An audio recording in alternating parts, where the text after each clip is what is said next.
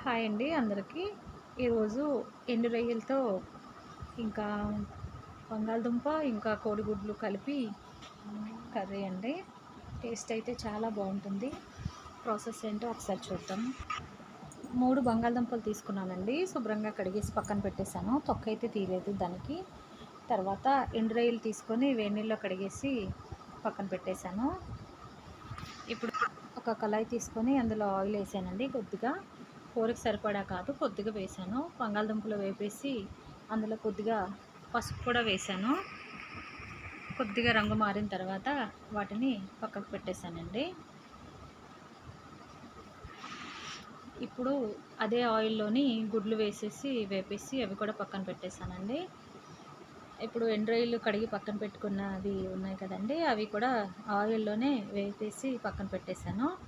తీసిన తర్వాత ఖచ్చితంగా కళాయి ఒకసారి అయితే కడగాలండి. కడిగిన తర్వాతే మళ్ళీ కూర అయితే వండాలి.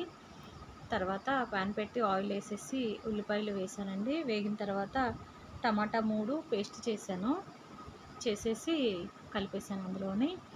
అది పచ్చివాసన పోయిన వరకు వేయించి అందులోని ఇంకా ఉప్పు వేసేసానండి, సరిపడా కారం, ఇంకా అల్లం వెల్లుల్లి పేస్టు, ఇంకా ధనియాలు జీలకర్ర పొడి, ఇంకా పసుపు వేసేసి కొద్దిగా వేగనిచ్చానండి. కొద్దిగా ఆయిల్ పైకి తేలితే సరిపోతుంది. ఈలోపు టమాటా కూడా ఉడికిపోద్ది కదా. తర్వాత వేపి పెట్టుకున్న రొయ్యలు కూడా వేసేసానండి, ఎండు రొయ్యలు. మధ్య మధ్యలో కొద్దిగా వాటర్ పోస్తూ దాన్ని టమాటాని గుజ్జుగా ఉడకనిచ్చాను. అదేమో ఆయిల్ అంతా పైకి తేలిపోతుంది కదండి. టమాటా బాగా ఉడికిపోయింది.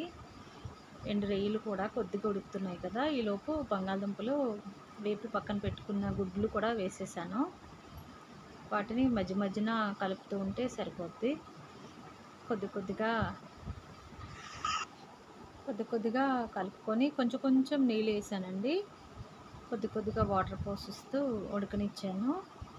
అది ఎండు రొయ్యలు ఇంకా బంగాళదుంప ఈ ఎగ్స్ అవి కాంబినేషన్ చాలా బాగుంటుందండి. చాలా టేస్ట్ కూడా ఉంటుంది. అందులో కొద్ది పచ్చిమిర్చి వేసాను. మధ్యన కలుపుతూ ఉంటే సరిపోద్ది, లేదంటే అడుగు పడుతుంది కదా. తర్వాత కర్రీ అయితే చాలా ఈజీ ప్రాసెస్ అండి. టేస్ట్ అయితే మాత్రం చాలా బాగుంటుంది.